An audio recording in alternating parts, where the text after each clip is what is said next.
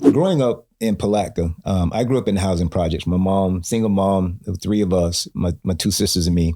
And I still remember the address to our apartment, 505 North 23rd Street. We lived in the projects called Sugar Hill. What happened to me was I realized growing up in the housing projects that something wasn't right. Mm-hmm. Now, this is a kid. It seemed like there were, number one, there were no men. And then, you go on and you start studying and you start learning about American history and you start looking at how social policy was shaped, that all of these Black women policy dictated that many of them would have to be single in order for them to get the support they needed with their children. And so policy dictated. Oh yeah, this was back. Yeah. Back in the day, policy dictated that these women, many of the women who were single at the time in Black communities, would not be able to receive any type of support, subsidy, unless they were single. And so that was incentive for the men to be gone.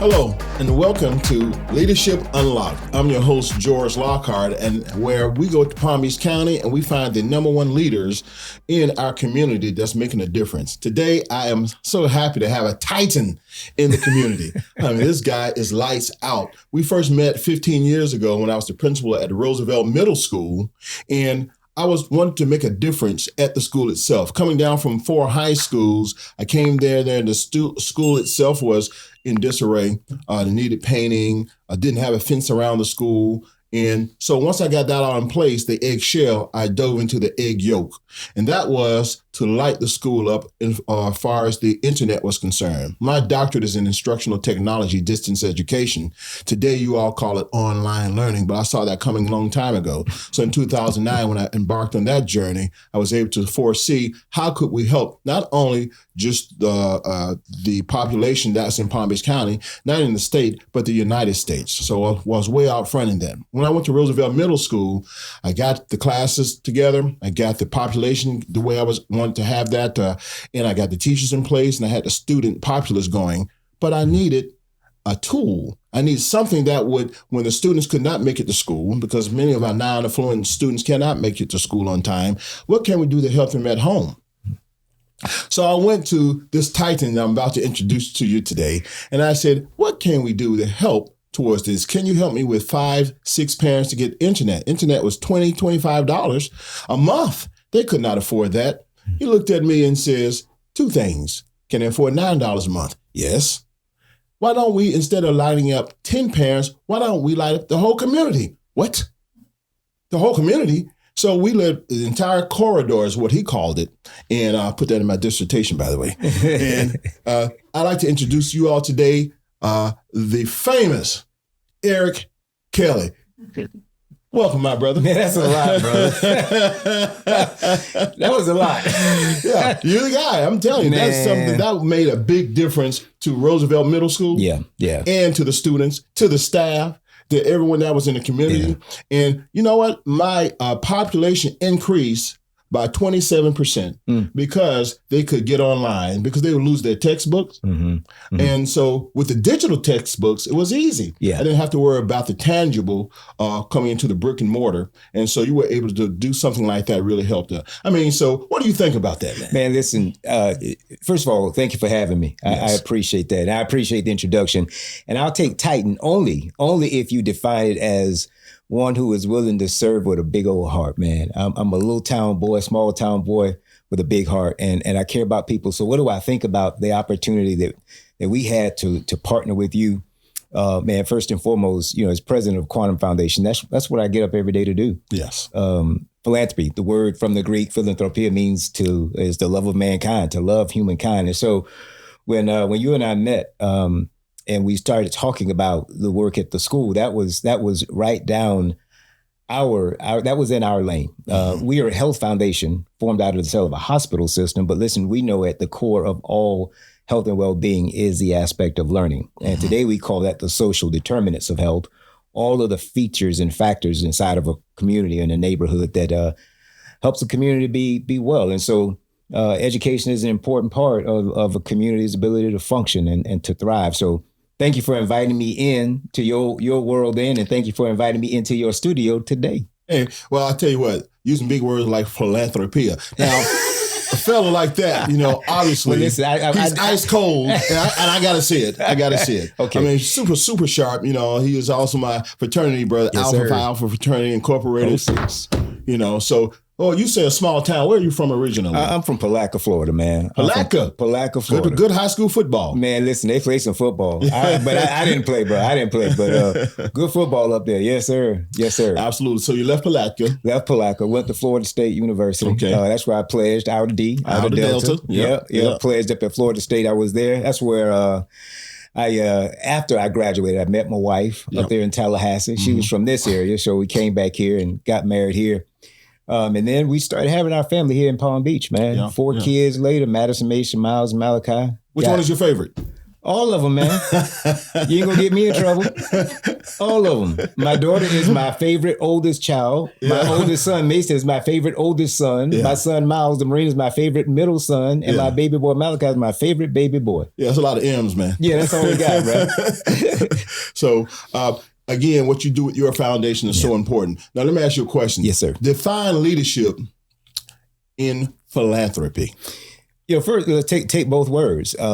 So leadership, based on your model of leadership, I believe leadership is the means by which our God-given gifts, skills, and talents are used in the world. And so for me, leadership is serving. It's taking a position of guiding people or any aspect of organism, something that's living, guiding it to a place of higher quality, of being higher thought process. So leading is just taking people and or things to another place. And usually it's in spatial context, it's higher. Usually you think about a higher place. So philanthropy, seriously, I think about philanthropy as the love of humankind.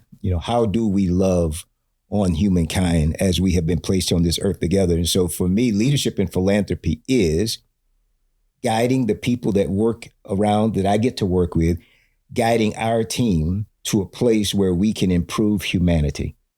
Whatever realm for us is health and well-being in communities, whatever realm of improvement, it's taking people to a higher place, both the individual inside of the organization and the individuals outside. Well, that's important to understand that concept. Now, leadership comes in a lot of different forms. Yeah. Do you think leaders are made or they are born? I think it's both. There are those who are born, I would say born with a certain predilection, meaning they have a unique way about them that they're not shy to be out front. Now, leadership doesn't mean you have to be out front, but there are those who lead that are more gregarious and winsome, and they'll get out front. Then there are those who are quiet, and we would say, well, that's not a leader. My son, who was actually in Men of Tomorrow, he was part of our fraternity's Young Men Association, very quiet kid. And they asked him if he wanted to be president of the council. And he said, well, no, let me just support from behind. And what I realized is, like, my son's an amazing leader, but he's going to lead from behind. I think that leaders are both born, because everyone's born with an instinct. Yes. And some people will then go on and make the most of that instinct to lead. Okay. So I think it's a little bit of both. I believe we tend to focus on the people that we think are born with leadership skills because they're seemingly more charismatic. Yeah. So the more charismatic a person is, and the more you can move things and move people, say, oh, that's a great leader. But I think it's a little bit of both. Okay. So what happened to you to make you come out forefront? I know for me, I was kind of, as the oldest child, I was kind of forced into leadership. Yeah. Captain of the patrols, captain of the football team, president of the fraternity line, all that. And then after a while, once you go into a leadership, you kind of see the same things, the same type of people come at you. because as you well know, the higher you go up in the leadership, the air gets thin. It's thin, man. And it gets lonely. It gets cold. Right. It's cold and lonely. That's why they call it the ice castle. Yeah, but what experience can you point out that really led you into where you are now? Man, that pressure point. Yeah, for me, I call it liminal space. It's that space of transition, of thought, and of being. And believe it or not, it started when I was a little kid. When I was growing up in Palatka, I grew up in housing projects. My mom, single mom, there were three of us, my two sisters and me. And I still remember the address to our apartment, 505 North 23rd Street. We lived in the project's called Sugar Hill. We called it Sugar Hill. I know Sugar Hill. You know Sugar Hill in Palatka. Yeah. So we have a church up there. Okay. Yeah, in Palatka. Yeah. Okay. So what happened to me was I realized growing up in the housing projects that something wasn't right. Mm-hmm. Now, this is a kid. I didn't know what was wrong. Financially? Just something. I don't know what the something was. It seemed like number one, there were no men. Okay. There were no men. And then you go on and you start studying and you start learning about American history and you start looking at how social policy was shaped, that all of these Black women policy dictated that many of them would have to be single in order for them to get the support they needed with their children. And so policy dictated. Oh yeah, this was back. Yeah. Back in the day, policy dictated that these women, many of the women who were single at the time in Black communities, would not be able to receive any type of support, subsidy, unless they were single. And so that was incentive for the men to be gone. Sure. And so it wasn't until later on, Dr. Naeem Akbar, when I was at Florida State, I took a class with Dr. Akbar, and I started understanding what happened in these communities. And so as a kid, realized something's just not right with the construct of these neighborhoods. Mm-hmm. Then I had friends who were not Black and who were more affluent. I'd go to their homes in their neighborhoods, and there's mom and dad and the dog and the cat and, fence around the house. Central air. Yeah, Central cable air. TV. Yeah, cable TV. Yeah, and look, man, we outside still turning the antenna. Turn it to the left. Turn it to the right, got pliers trying to turn the TV. Right. Three channels. NBC, ABC, and CBS. That's right. So in my mind, I to this day, I'll say this, in my mind, I knew that I would live my life on a journey trying to discover what was wrong and how to make it right. Now, I will tell you, it was in college at Florida State in Outer Delta. I will always say that the fraternity helped me hone my leadership skill because I was president of the frat, dean of pledges for 2 lines, won the oratorical competition, and only because they told us that if we didn't have someone represent oratorical competition, we couldn't have a line the next semester. So, you want to have that line. Yeah, sure, so, that's right. So then I found my voice, literally found my voice. And it was through the frat that I really started leading.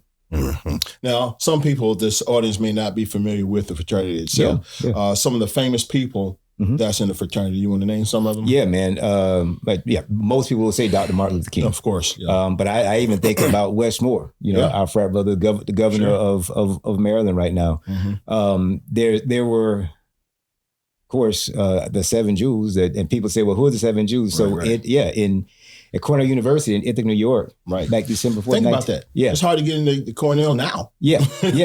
So these were 7 African American men in 1906 who formed this community of brotherhood among Black men. And so, there are a number of brothers who are in the fraternity. And the most important part about that is that it's not just the networking, it's the brotherhood, it's the family. And I'll go back to what I said about leadership. Had I not been among men that gave me the space and the room to be who I was then, that's how I got to become who I am today. Because in family, you are loved and you're supported. And so that's really what the fraternity, for those who don't understand all the inner workings of fraternity, what I will say is, it certainly is a place where you can grow and develop. Right. For me, I want to know, what did Martin Luther King, Jesse Owens, Thurgood Marshall, Andrew Young, wait a minute, what is this about this fraternity thing, this particular fraternity that I'm missing? So I know, and to your point, the leadership point, it brought us out of us. Yeah. For sure. Yeah. So now, what does the future look like for you in your philanthropy? you in talk the health in health, industry, yeah. health and wellness, Yes, particularly. right. You know, you talked about doing your doctorate years ago. I waited a little later to do mine. So about a year ago now, I finished my doctorate. Well, congratulations. Yeah, man. Yeah. They don't give them to you. No, man. They make you work for that. Someone said to me, they said, I'm going to get my doctorate in 2 years. What? Your doctorate in 2 years? Yeah. You know, I don't care if you buy it. You can't, not in 2 years. No, man. No, it take a little while. Look, man, it took me about that long to write the dissertation. But no, I did my doctorate. I did my doctorate of education in organizational change and leadership, and I focused on it was a non-traditional EDD, but I focused on the field of philanthropy. And you talk about the future of philanthropy. The future of philanthropy really is, and I'm going to say this: it's correcting the past of philanthropy. Philanthropy, even though it was born out of this sense of love of humankind, philanthropia,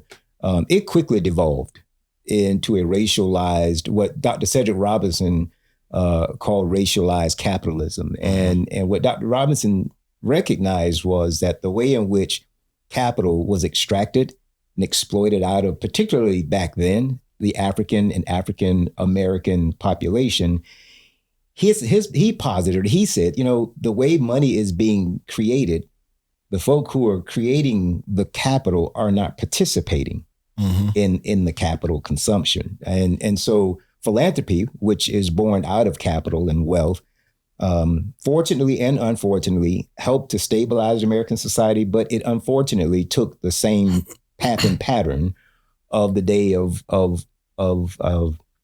racial segregation. And there are examples of that I write about in my dissertation. But the future for me of philanthropy is to do my level best to lead in a way that helps us, with eyes wide open, realize that philanthropy has been a part of the harm in some ways done to communities. And so now we have the privilege and we have the opportunity and the power to correct some of those things. And I can give you some examples as we continue to talk, but the future of philanthropy really is, for me now, correcting some of those ills and restoring communities that may have even been harmed to some extent. So in your doctorate, did you do a qualitative or quantitative blended? Oh my goodness, we're gonna talk education today. Yeah. I did qualitative. Yeah. Qualitative. No, I asked that question, not that I was doubting you, but when I ask people, they say they got their doctorate, I say you did qualitative or quantitative. They say what? Yeah, no, man, no. So or mixed qualitative, okay. Or mixed method. No, man, quant. There was too much for me on quant, so I did qualitative. Yeah. My brother, he and I got our doctorates together. I think he's like a couple of months ahead of me. And he said, let's do quantitative, you know. Sure, it's easy. I'm a math guy. You know, my master's in mathematics. So let's go get it, you know. And then he switched. He said, no, we're going to do qualitative. What?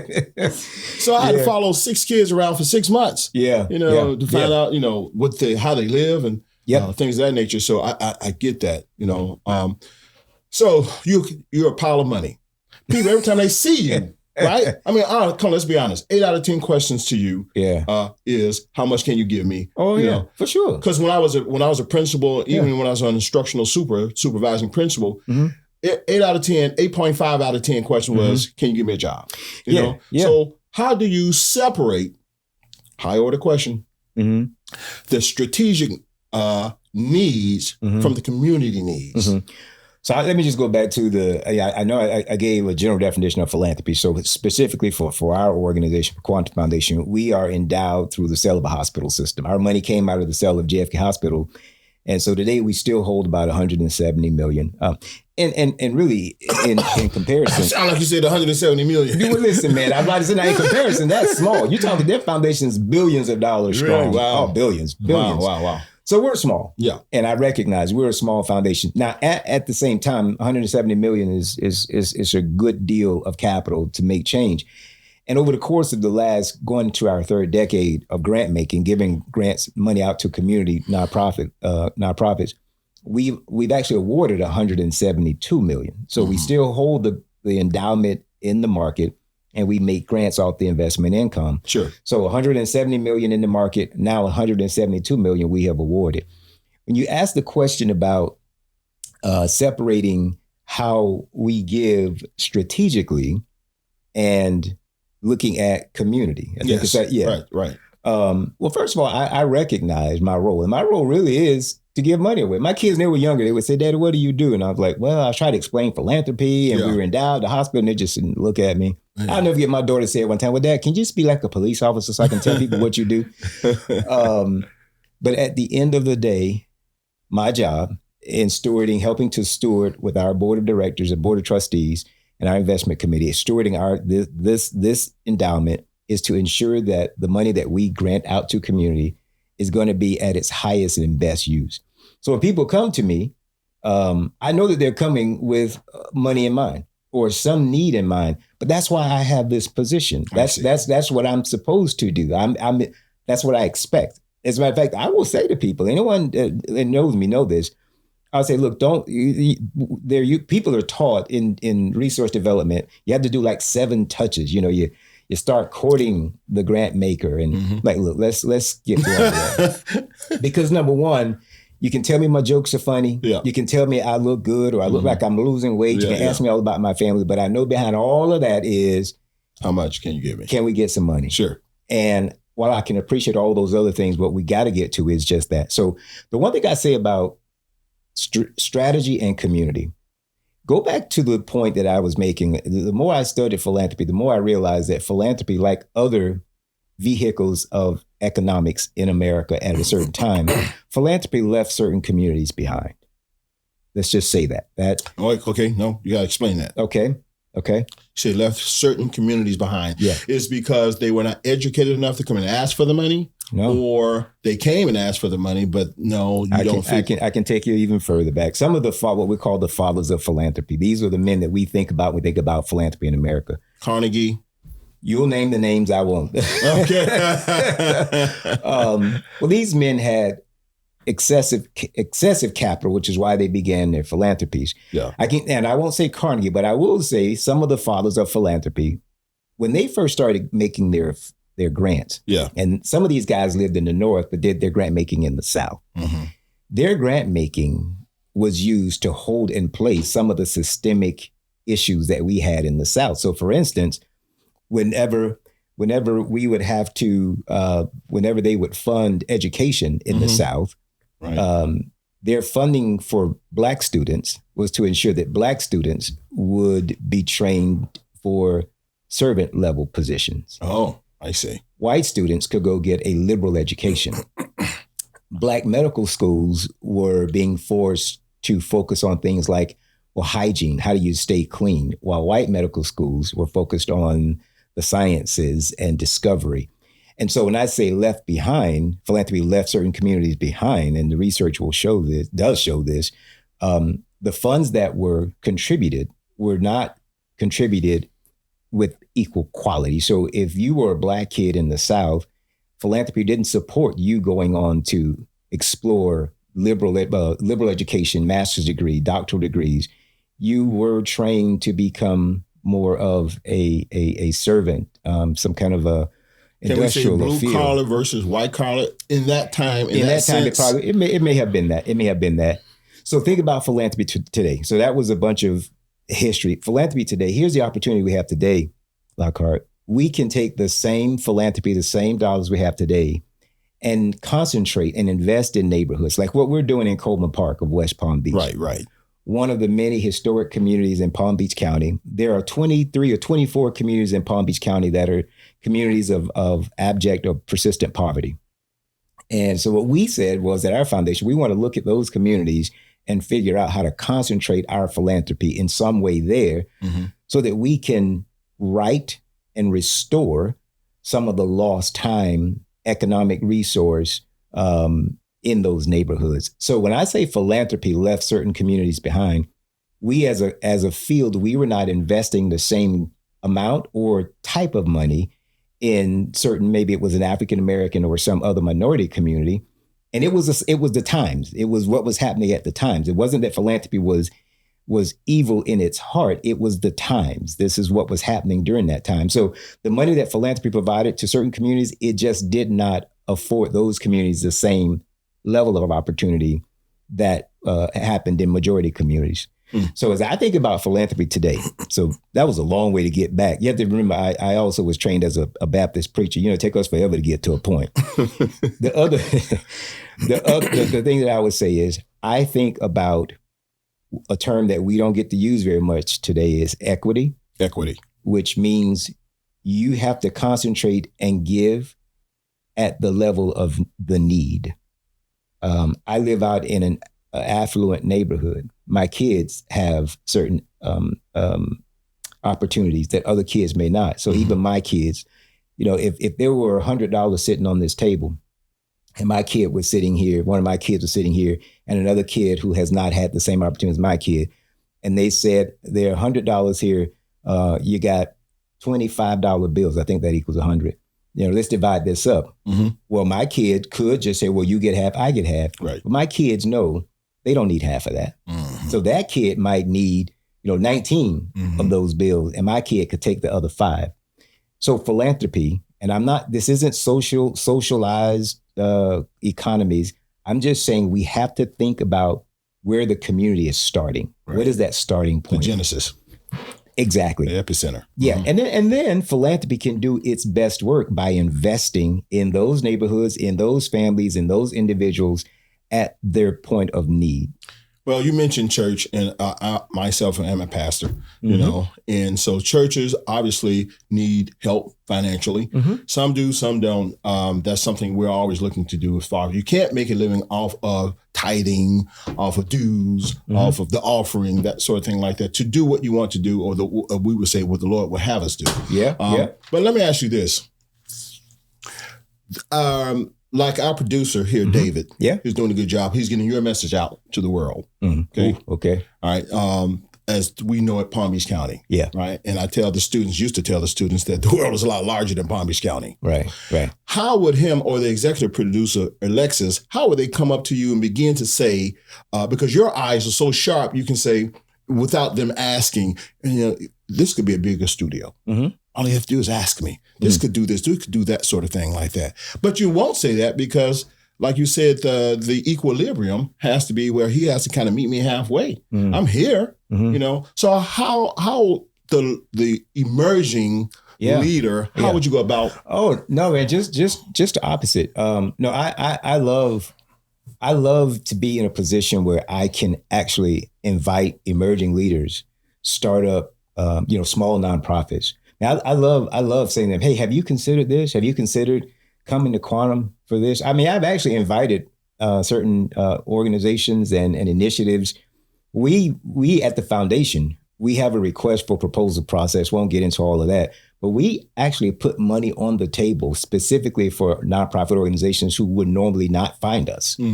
Part of our job is to make sure that the emerging nonprofit or lead, and particularly leaders, so whether it's Alexis or David or any other startup or starting fledgling, probably not the best word, but startup organization, what I often will do is just say, hey, let's talk. Number one, let's talk about what the strategy is. What's the plan? Do you have a business plan or in your not-for-profit strategy? What is it that you're trying to accomplish?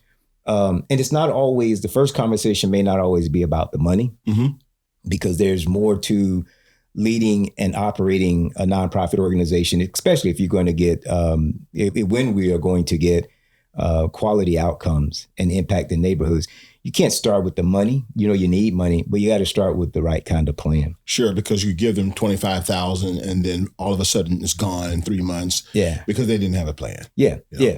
So I to your example, whether it's a studio or a nonprofit or where it is, if any space I enter into as the president of Quantum Foundation, I always know that I'm entering into a space where I represent an entity with a resource, and if there's ever need in an environment or in some place that I am, I immediately have to assume that if there's opportunity for partnership, there might be a conversation about partnership. That's my job. Well, listen, we've asked you a lot of questions here on Leadership Unlocked. You have definitely unlocked a lot about leadership in the financial world, philanthropy, and we're going to give you an opportunity here. What would you like to close with? Oh, man. Talk to me like I'm a first grader. Back you're a first grader. Listen, I would say this. You've been put on this earth to not only do good for yourself, but to help others. And there are going to be times that you'll have more financially, you'll have more than someone else. And there'll be times they may financially have more than you. The beauty of our humanity is we learn how to share.